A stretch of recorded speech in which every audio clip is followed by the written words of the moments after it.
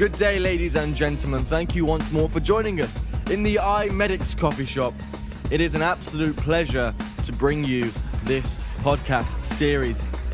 Today we are talking about the mindset in medicine, hosted of course by Shaz and featuring the voices of our wonderful ambassadors who are doctors, they are medics and they are aspiring medics, and they all want to help the future of the planet, which is a round of applause in itself. So please sit back, give us a like, a follow and a subscribe on all the social medias and enjoy this podcast. Thank you very much.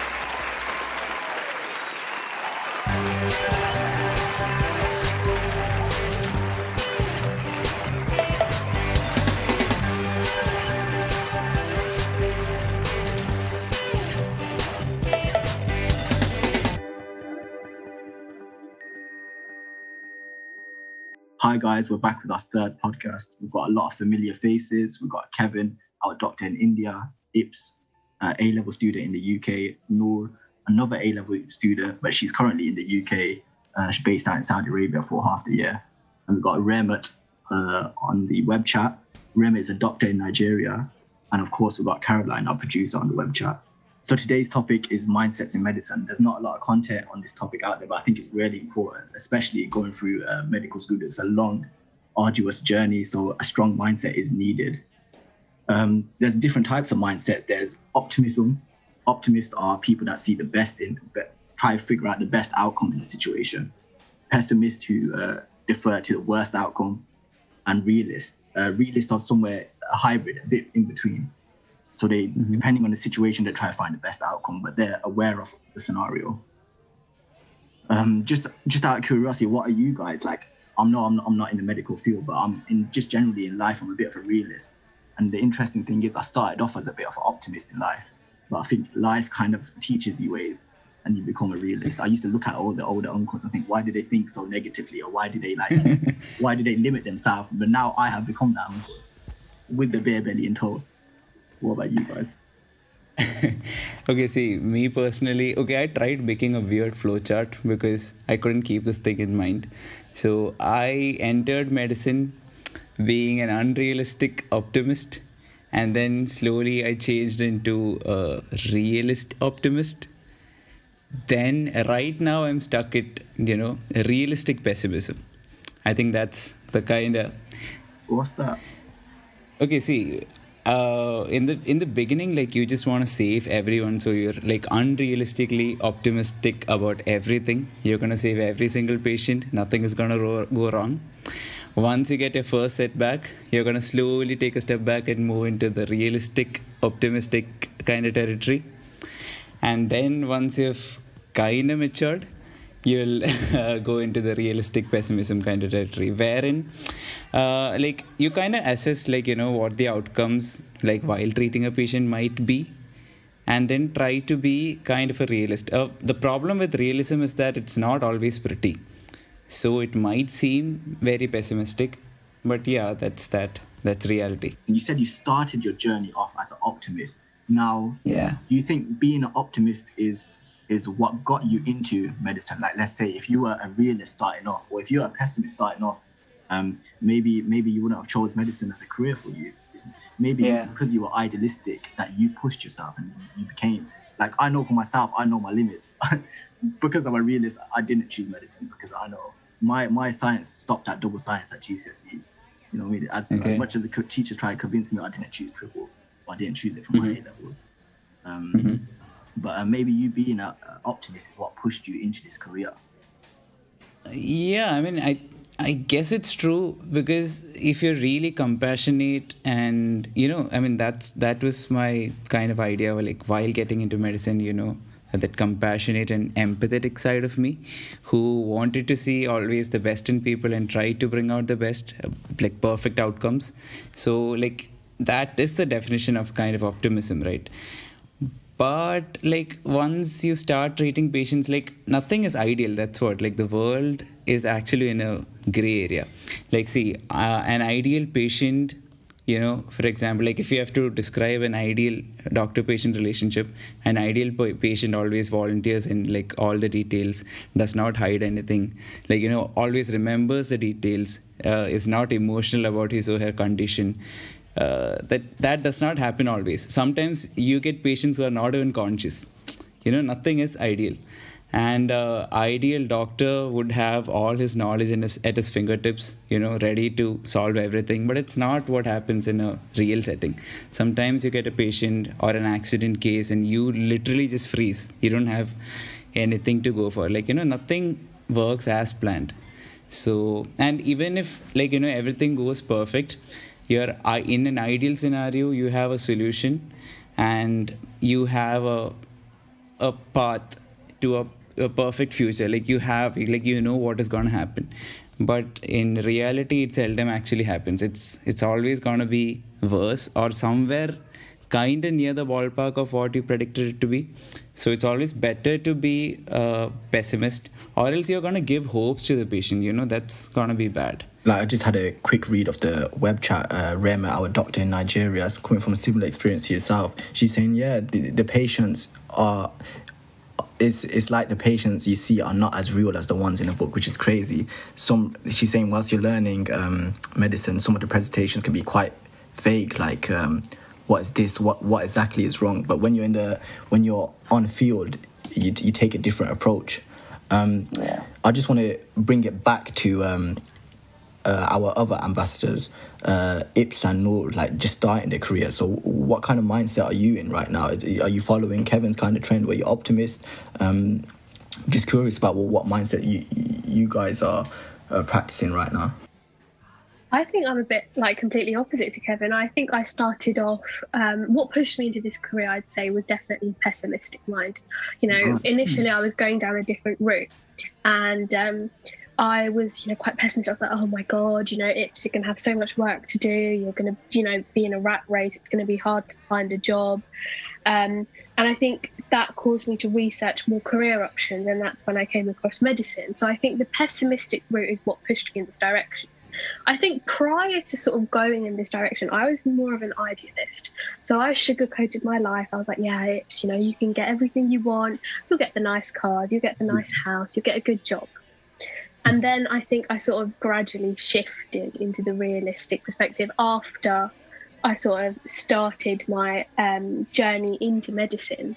And I think I sort of looked at things differently. I was like, okay, you know what? This is difficult. You have to put in a lot of hard work. You know what you have to do. You know what you can't do.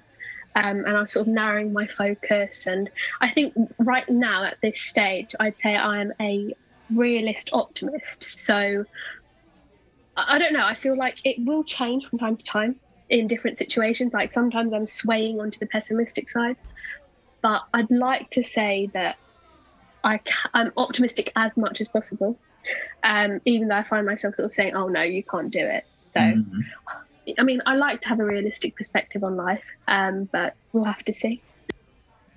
Correct me if you're wrong, and I hope you don't mind me saying, but like from our conversations before, you told me that you were someone that academically had to try a little bit harder than other people in the medicine field, and you being a pessimist is kind of for me, like, I was quite surprised, because you seem like such a positive person, and you seem like you really, like, you go for it and you're really motivated. But it's just interesting to show that it doesn't matter. It doesn't really matter about your mindset. Is if you have the will to do it, you'll find a way. And pessimism could be a positive. Like, for me, I know it helps you work on your weaknesses. It's kind of that being honest with yourself as well, in a sense. I do, struggle. Like, I have to work harder maybe than some of my other peers. Yeah. And I think that's when, because obviously before I was a realist, I think I always thought, I'm invincible. There's barely anything that can get past me. Yeah. But, I think with age, with some level of maturity, I'd like to claim that I've become a realist. And I think it is sort of the pessimistic side of me. I feel like pessimism is something people often misunderstand. I don't think it's always all negative. Yeah. But it's also a mindset where you look at the negative possible outcomes. So you overthink. I feel like overthinking is a big characteristic of pessimism. And I think that's probably what I do. I overthink. And I think that's the pessimistic side of me. So, if I'm completing some projects or completing some academic work, I'm overthinking. Yeah. But if I'm optimistic about my future. So I think it really depends. You know what, Ips, you touched on such an interesting point, and such a funny quote came into my head just then. It was something like, optimism is all good, it's all well and good, but you wouldn't want your diving instructor to be an optimist. You'll be happy that they're a pessimist.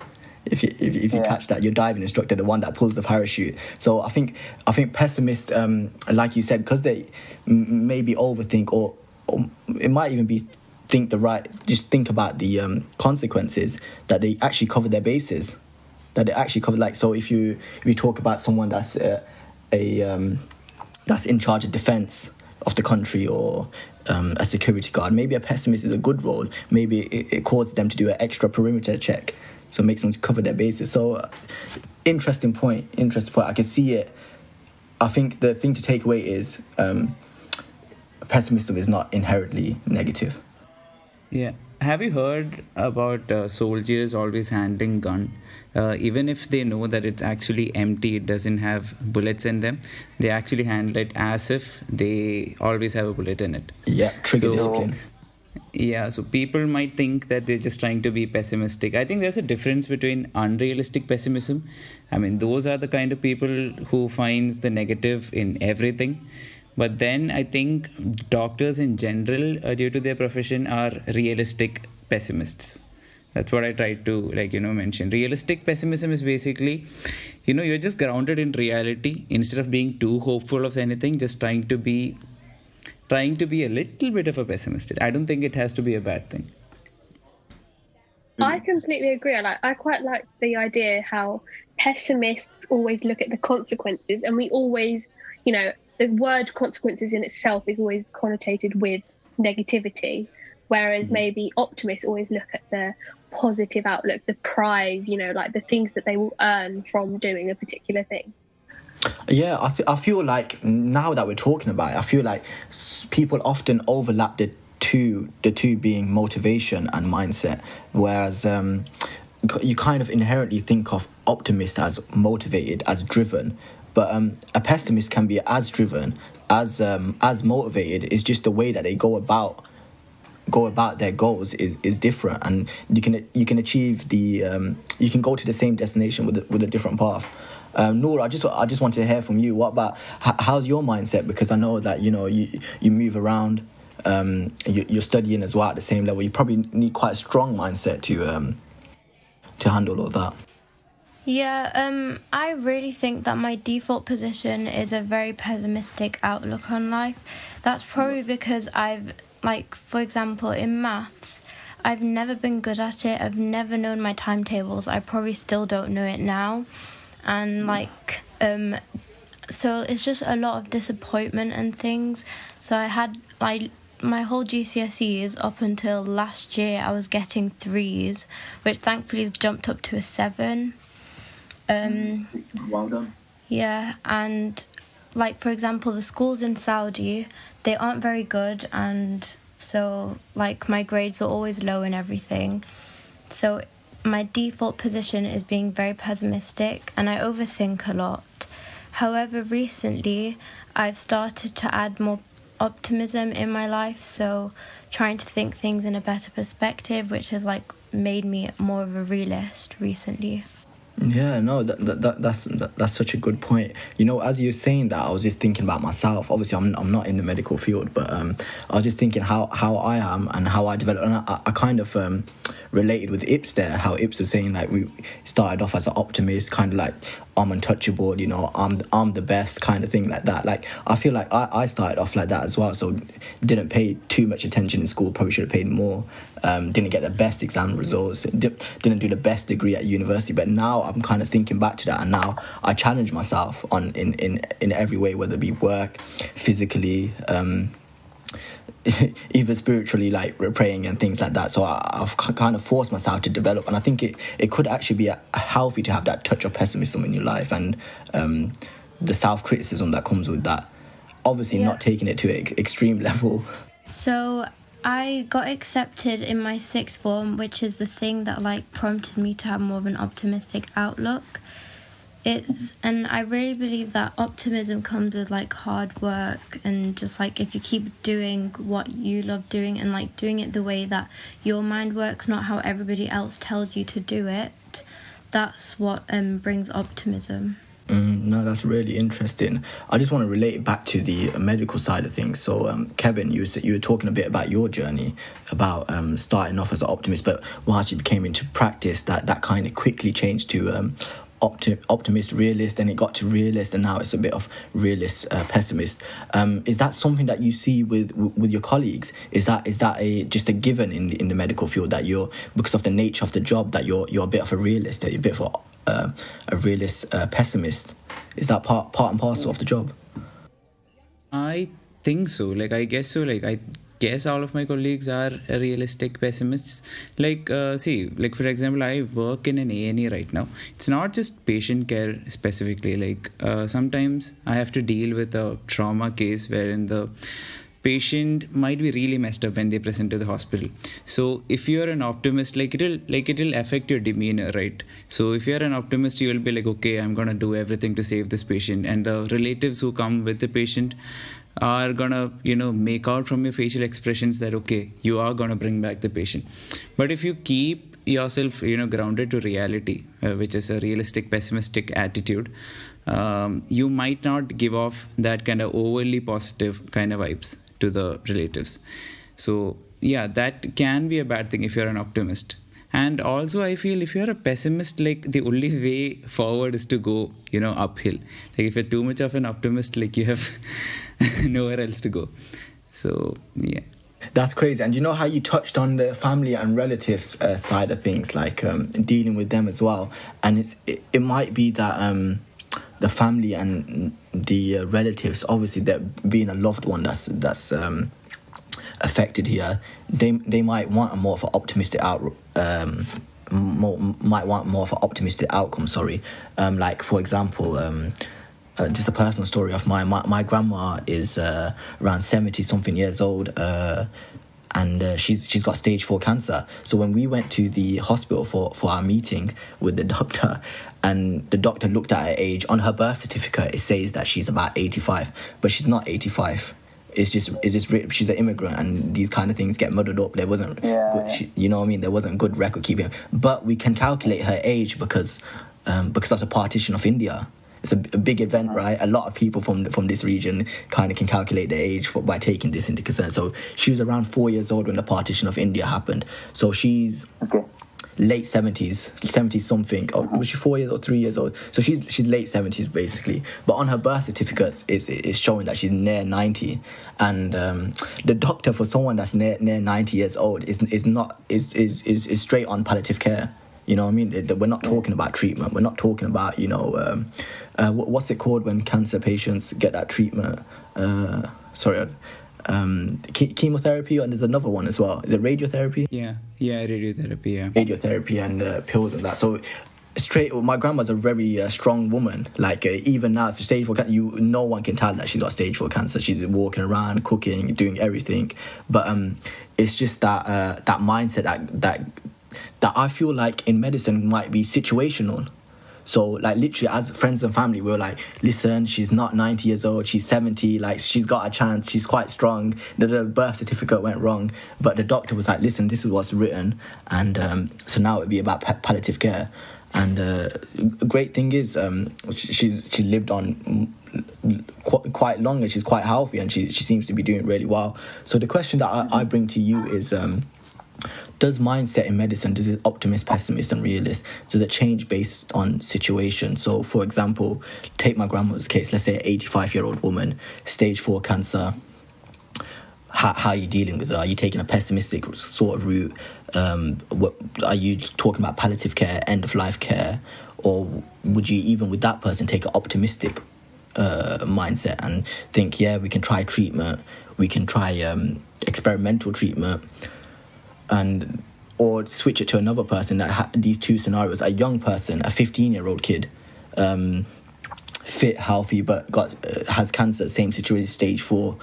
Obviously, there's a lot of life that this person has yet to live. Would you take a more optimistic point of view? Would you push for the experimental treatments? Would you push for more treatments, or would you still take that kind of realist point of view? Interesting question, I think. See, the thing is, like, even though, the term that I used was realistic pessimism, right? I used the term realist because that part is really important. If you're just a pessimist, you can easily categorize people into different boxes. For example, just taking it as an example, when the COVID pandemic started over here, the data showed that old people are going to succumb to COVID way easily than, younger patients. So doctors soon went into this frenzy of, taking care of all of the young patients and just kind of neglecting the old population. But in reality, right now is when we have seen, doctors saying that, okay, the data shows that old people succumb, but doesn't mean that all old people are going to die. So it should be really grounded in reality. Like, each person and each disease condition is really different. You have to look at the patient as a separate case scenario and just really assess. Like, if your pessimism is really grounded in reality, then it's fine. Okay, then there is no point, giving extra chemotherapy and worsening the person's life in case of cancer, like you said. But just because you're a pessimist, and if the patient is old, just because the patient does not have much life to live, it's unethical to, not give him or her any options in terms of treatment. That's really interesting, Kevin. So you're taking it based on the situation rather than including the human emotions. That would come naturally with the job. Nothing comes naturally with the job, dude. It's just different experiences, and I'm just still learning. I've just been working since a year, so these are things that I pick up from my consultants and my colleagues. So this is something I noticed right now with the pandemic. Initially there was actually this frenzy of doctors kind of discriminating according to the age. But, surprisingly many old people are, coming up with, if you give them enough treatment. So it would be very unethical to not give them any options.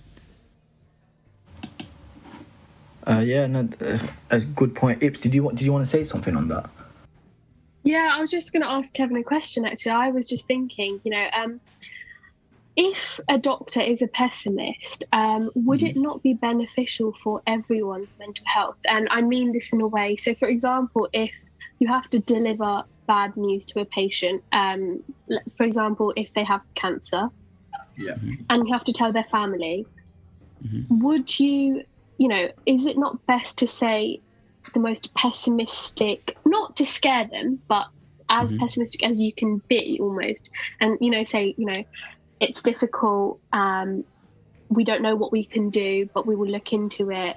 And that will benefit not only your mental health as a doctor, but also the family and the patient. Because if anything was to be better than the worst outcome possible, then it sort of relieves some stress on both sides. Yeah. It does. It's basically kind of like I said, if you're a pessimist, there's the only way is up. But the problem with that is it's kind of a double-edged sword.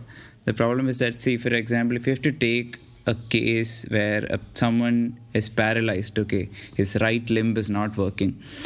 Even if you're grounded in reality, if you just tell them that most probably you're not going to be able to use your right hand to the full potential, the patient itself is going to lose all hope. So if if you add in a little bit of optimism over there, it can be even a treatment modality, because physiotherapy is all about that. It's basically hope and optimism, and actually people recover. I've seen that. So that's again a gray area. So in these cases, optimism is very closely linked with placebo. So it can be beneficial to a patient. It's a fine line. So when I'm confused, I'm sorry, I don't have a straight answer for that. No, cool. I think it's the nature of the question. Yeah. That just brings about another thought regarding sort of what variables actually affect our mindsets. I think, Noor, you also mentioned that you became optimistic after you got accepted into your sixth form college. And that just sort of makes me think, is it that things that happen to us in life that sort of change our mindset, or is it that someone's reaction or what we're going to gain from that affects our optimism and our pessimism? Great point. Yeah, I think it's personal experience that shapes a human's mindset, because I can't remember what they're called, but in psychology there's these sort of nerves in our brains, that schemas, they like connect to each other, making how a person thinks and like how they operate with certain situations, which is probably why some people are more optimistic than others and pessimistic than others. Yeah, and I think just on the patient side of things, like I think mindset in patients is a big thing as well. Like I talked about it previously, but when I had PE, for those who don't know, pulmonary embolism, is that correct, Kevin? Yeah, pulmonary embolism. A clot in your lung, basically. Yeah, I've got a clot in your lung. I'm really bad with medical terms. But so when I had that for a long period of time, I was actually quite depressed. I was like, whoa, I can't do my, boxing, or I can't do my MMA. I really liked motorbikes. And I was like, I can't do motorbikes because I'm on blood thinners now. So if I fall off my motorbike, I would just carry on bleeding. So I was quite depressed about it as well. I thought like everything that I enjoyed in life is being taken away from me. And it's funny, the thing that changed my mindset was it was actually quite a pessimistic thought, but I think I told you guys about it before. But my dad, one day when I was just soaking about and I had to go to like one of my weekly hospital appointments with the hematologist being my blood specialist. And I was just sitting in the back of the car soaking and feeling quite depressed and negative. And my dad just goes to me, Shaz, like, why are you acting like you're dead for? Like, you're not dead yet, so stop acting like you're dead.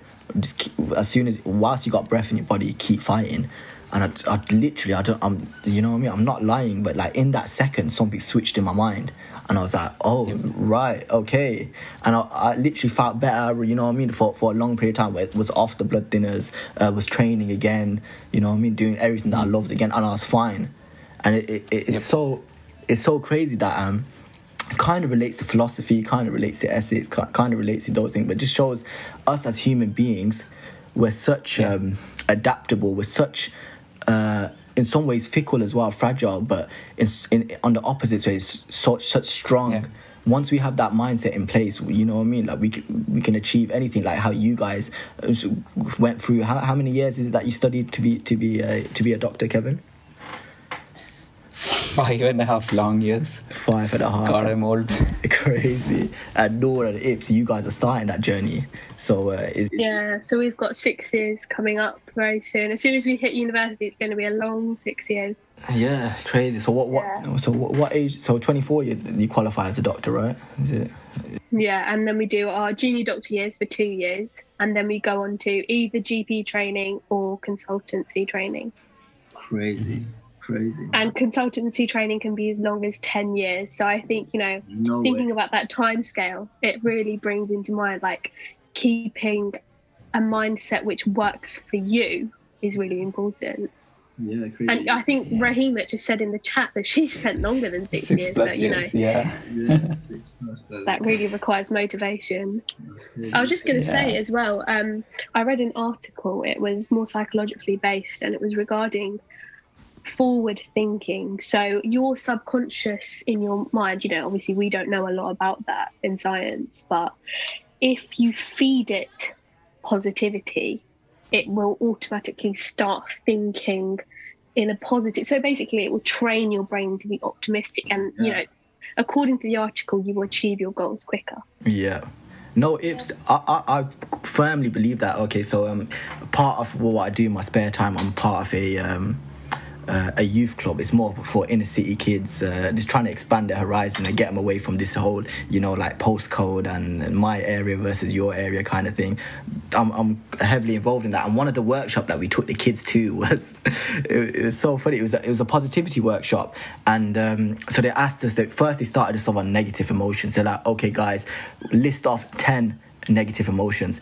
Everyone was throwing depressed, anxiety, anger, fear, indifferent, so many negative emotions. And then I said, okay, cool, now do positive emotions, 10 positive emotions. No one could list more than 4 positive emotions. I couldn't list more than 4 positive emotions. And then the leader of the workshop was like, why is this? He goes, look, this is how we think so negatively that it becomes embodied in our brain. I don't know if medically this is correct or something like that, but it becomes a part of us. So it's really easy to think that you're a positive person, because at the start of the workshop he said, raise your hand if you're a positive person. Everyone rose their hand, but no one could come up with more than 4 positive words. So and then he was like, listen, I want you guys to go over this. He gave us a list of 30 words. Go over it. Think about it. When you say the feeling, when you say the word, feel that feeling. So motivated, driven, strong, courageous, honest. All these, I was doing it, and it was training my brain. Then I was feeling those feelings, motivated, and it's actually, but it required training. That's the funny thing. So all of us in that workshop, our baseline was negative, and we were not aware of it. And also, I think, for patients, it's always better to be kind of towards the optimistic side of the spectrum. It can help in their recovery. But I think for doctors, it's the nature of their job. They go through so many patients. They can't afford to be too optimistic.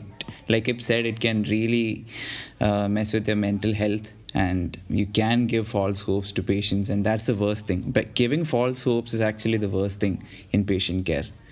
It's kind of better to give a bad-ish kind of news and then giving them a better outcome than giving them false hopes. And also, I myself, in medicine, I might be a realistic pessimist, but outside medicine, I would say I might be towards a realistic, optimistic kind of person. That's great. So there's a duality there with once you're working and in your personal life as well. Yeah, I think that's a very fair point. People don't understand that there is, and I think this touches on the cultural aspect as well, that you can have a work personality, and sometimes work requires a work personality. So the same way that doctors, you bring something to yourself. You bring obviously you bring your own personality to it, but the role requires a certain level of realism, a certain level of just because of the nature of the job. Rem made a great point about placebo effect. So how you were saying that you can't give people false hope, but we all know how strong the placebo effect. Placebo is. Kevin, have you got a definition of placebo? Has anyone got a definition of placebo? Shaz, you always do this to me. It's like having decaf coffee and just randomly getting a burst of energy when you know it's not. Oh my days! This is so funny. Did you guys know what Ban is? Ban is like an Indian betel leaf kind of drug, yeah, right? Yeah. So when we were all kids and that, we had it at my cousin's house. But of course, our parents are not going to give us the drug, or our uncles are not going to give us the drug, the actual, I think it's a tobacco or nicotine, something like that they wrap in a betel leaf. This just Google it. Betel leaf is very popular in Southeast Asia. So we all had it, and nothing happened. And then one of my cousins, she didn't get the message that there's no drug in it. That it was literally just flavoring, and this girl was acting high off her head, she was running around the gaff, and we're like, what's going on? No one told her about it, and afterwards she was like, yo, I'm never doing that again. That was crazy. And we're like, you didn't do anything in the first place, mate. So it just shows it just shows how crazy it can be. Yeah, that situation just sort of brings about a thought, how many of us sort of conform to what we know. For example, your friend there, she didn't know that it was just a flavouring, and so maybe everyone expected, like if you guys all didn't know that it was just a flavouring, maybe you all would have acted out a little bit weirdly. But if, you know, because the rest of you did know, you knew it was just a normal drink. And I think the same goes for like alcohol. Sometimes people who drink it, they're not going to get drunk because maybe they have high tolerance, but they'll start acting funny just because they fit in, and you know they want acceptance from their friends. Definitely. So like maybe some of us are more pessimistic or more optimistic just because, you know, people around us are like that.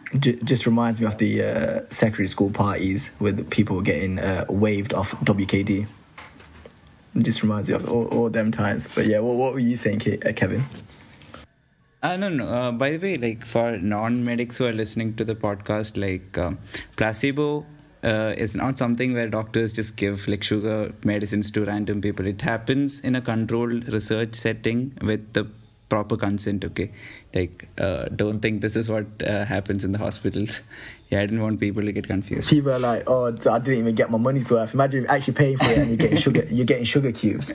Oh my God, finding it completely straight.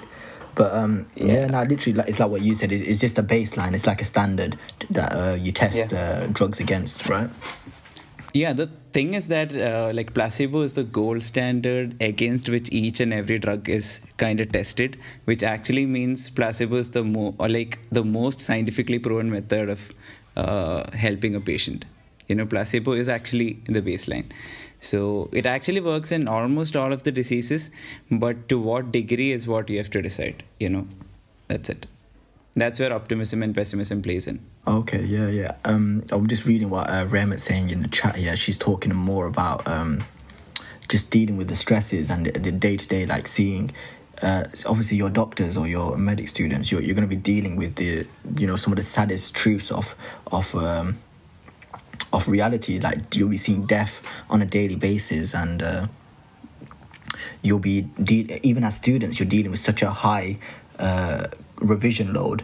So how does your mindset, how do you have to train your mindset? Do you have to train your mindset to deal with that workload, to deal with seeing death, and to deal with working with people? How does that work? Maybe if we start on the student side of things, so a bit lighter.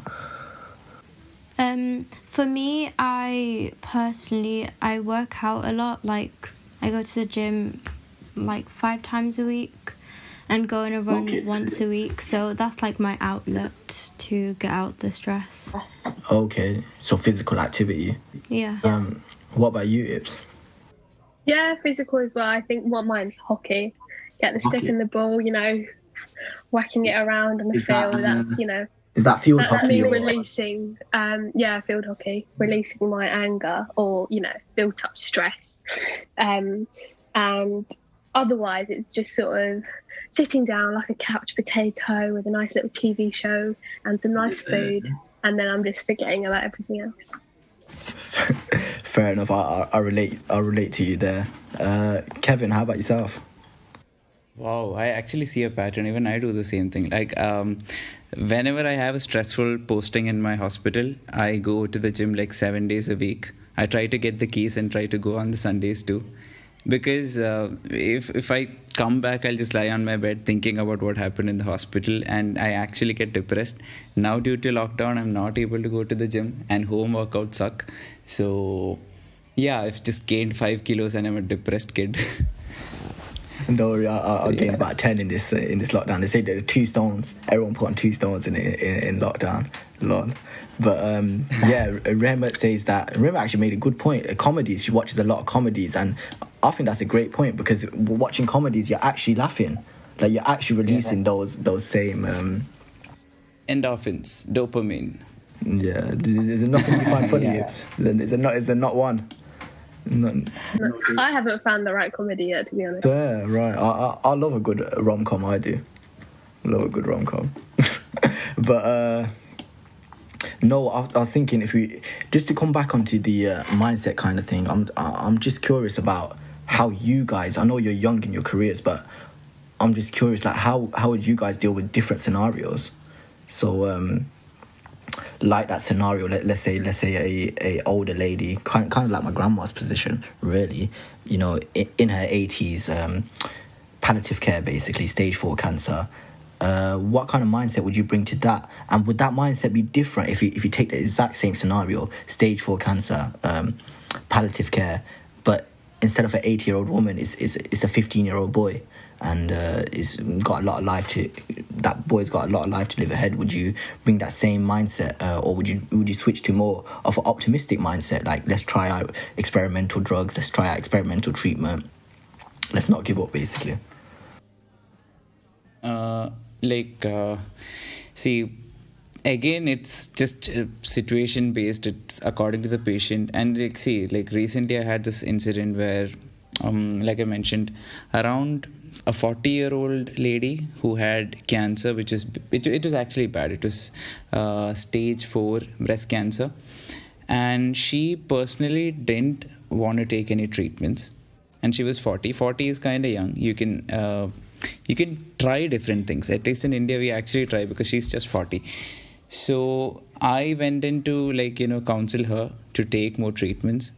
But she had a very horrible life. She had seen her own mom go through the same thing. And her mom actually had a very miserable death due to cancer. And she was really scared about that. And she didn't want to go ahead with treatment. So in that case, however, the reality is there is no, you cannot force your will upon the patient. So it actually varies. If a patient doesn't want a particular treatment, you cannot force optimism into the patient. So it actually varies from situation to situation.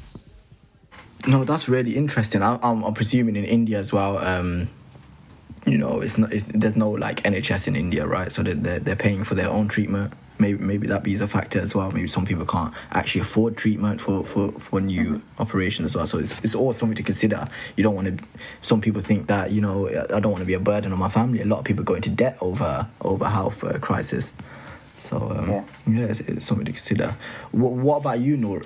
How would you deal with a situation like that? Would it be different for different people? For the older woman, I'd probably emphasize just enjoying her life for now. I will continue with the current treatment. However, for the young 15-year-old boy, I will try my best to use the newest treatments out there, and until it hopefully works out. Yeah, no, fair enough. I see. So there is basically a change based on the scenario. So I think that's part and parcel of being a realist. You take the situation into consideration. There's no blanket approach. What about you, Ibs? Yeah, I think mine's quite similar to Noor. I feel like the younger child, I would probably, use the new technology, use the new type of treatments. But I would only use the ones which have a very low risk rate, because as important as it is to try new technology and new types of treatment, I think it's also quite important to preserve his life. So, you wouldn't want to try new technology which is a high risk rate. So I would obviously take the ones with low risk rate. As for the older woman, I think, the only thing you can provide is compassion, provide support to the family, say enjoy your life as much as you can, do what you love to do. That's all I'd say, really. I think it's difficult. I think, like Kevin said, it really depends situation to situation. Yeah, personally, I really want, even to this day, thinking about that case, there was a chance that we could have brought her back, but then at what cost? It's ultimately the patient's wish. So yeah, it's a gray area. It is a grey area. You can kind of borderline on some people assisted suicide. They don't want to live in pain. They want to take that choice from the man. It's a grey area. It's a grey area, sensitive topic. I was just going to say that it brings about the idea of autonomy. When does a patient have the ability to make their own decision? Because Kevin, you were saying the 40-year-old lady, she's obviously witnessed her own mother's tragic death. And, is she in the mental state? Obviously, she's still mentally fit. She knows what she's doing. She knows what she's thinking. But maybe that trauma caused her to misunderstand or overthink her own situation. And, is that a place where you would have to carry out maybe a patient autonomy? I don't know what it's exactly called, but where you have to assess assess their mental ability to make a decision, because maybe sometimes patients have had such experiences in life where they overlook their chance of getting better. And, as a doctor or as aspiring medics like me and Noor, it's our responsibility to make sure that we preserve a patient's life. So, we have to do as much as possible in order for them to sort of, convince them, if it is possible, to save their life. Yeah, the problem with this particular case was that, she, when she was young, she was the one who took care of her mother during this cancer problem that her mother had. And she surprisingly knew even the medical terms because her mom went through the same thing. She was really well informed. So the only way I could convince her to try different treatments was to basically plainly just lie to her. So that was the most painful part about this particular case. So I was like really helpless. No, that's crazy. No, did you want to say something about that as well? I just wanted to say that I feel like medicine, you really, really need a realistic mindset because everything is very patient-centered. So everything would vary from person to person. Yeah. Just to add to that, I also feel like, while you're being realistic, it's also quite important as a doctor. Like, compassion is very important, but also being quite direct. Because I feel like some doctors are very compassionate. They'll be like, okay, you can make the decision. This is what I advise, but, it's up to you at the end of the day. I think when you leave a decision, which is quite a big decision, as an open-ended question for the patient, sometimes they don't understand the seriousness of it. I mean, I've, just a personal experience. I have a dermatological condition, and for that I had to be tested because it could have been cancerous, and so I had to have a biopsy done. What does dermatological mean? So skin related. Skin related. Okay, cool. Yeah. And so I had to have a biopsy done, but I was looking at my mum and she was sitting next to me, and I was like, I'm scared. Like, they're going to take a chunk of skin out of me. I don't think I want to do this. Is it necessary?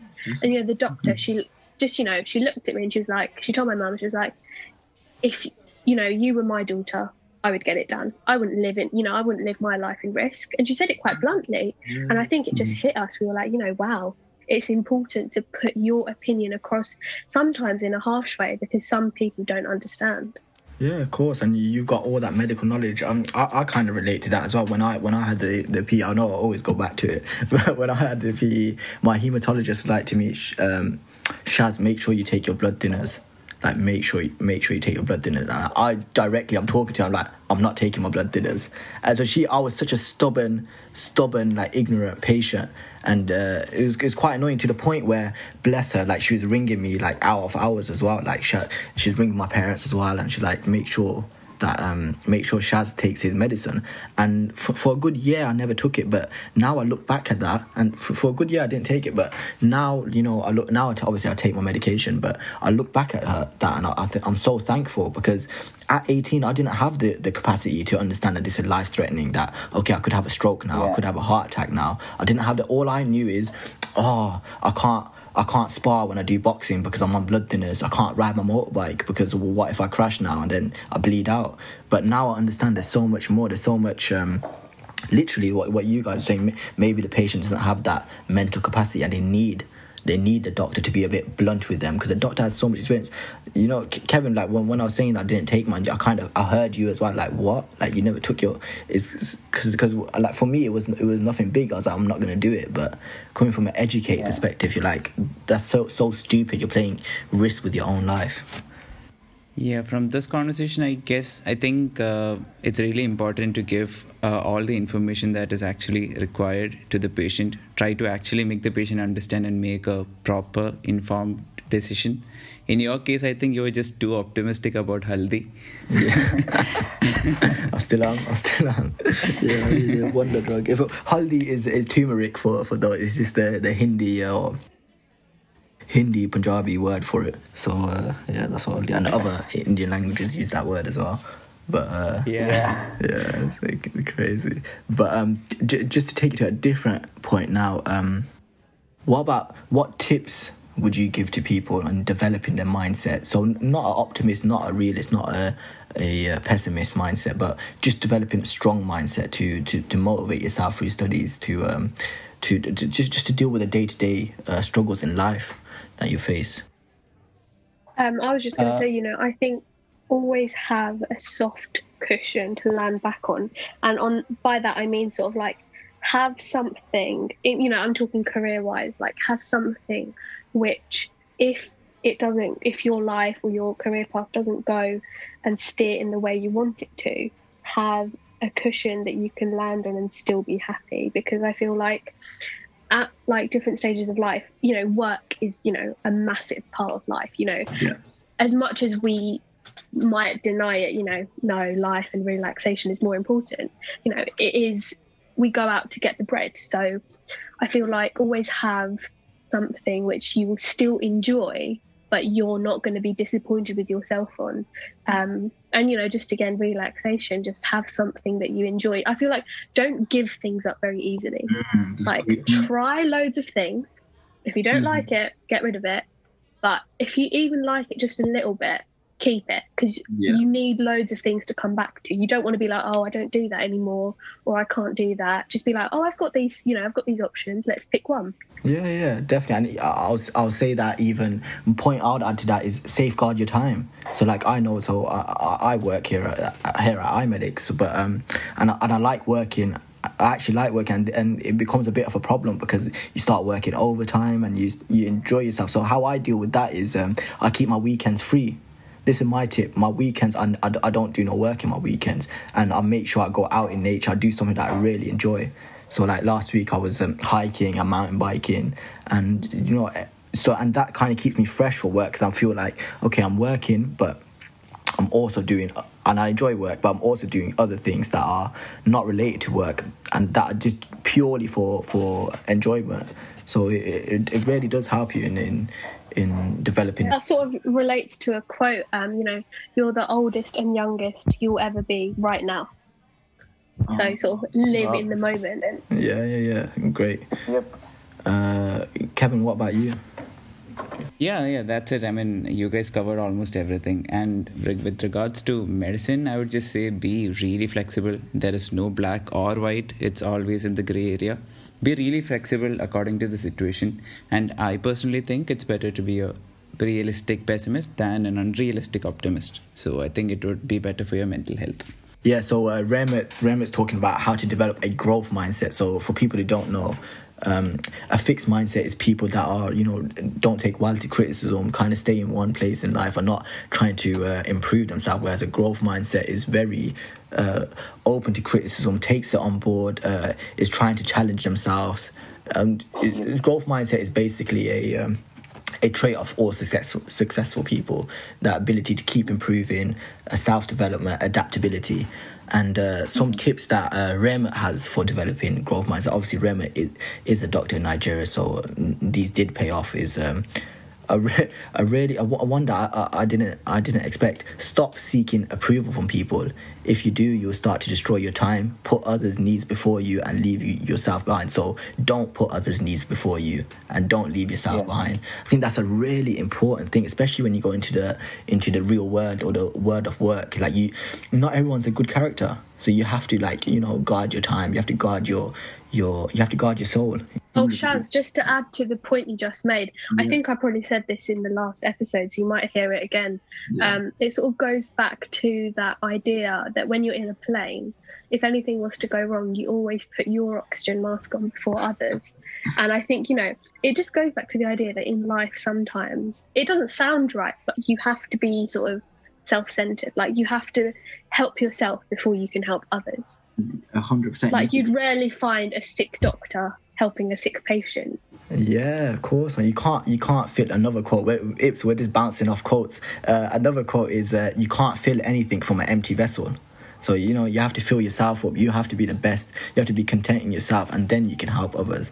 Otherwise, you're draining your energy.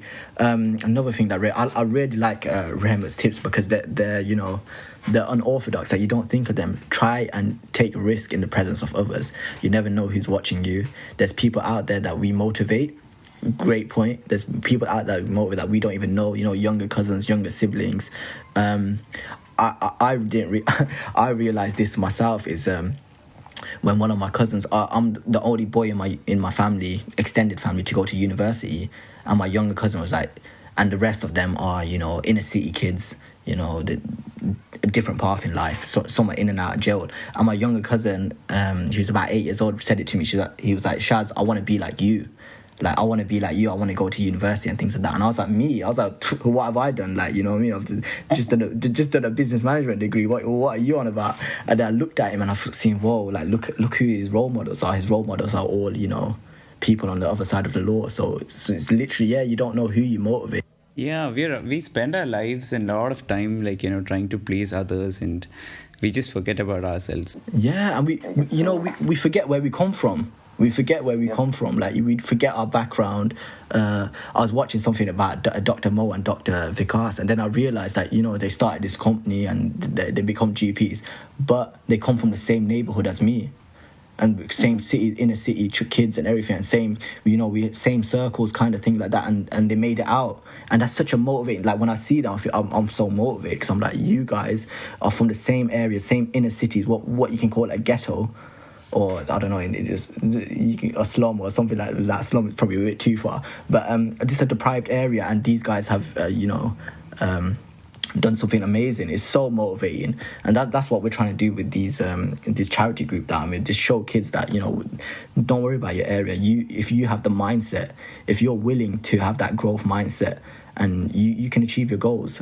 Some other quotes that Raymond said is, learn from others. Great point. Even cleaners, you can learn something from the janitor. That's another quote I always see everywhere. Yeah. But yeah, just something to take for just, like, we strive.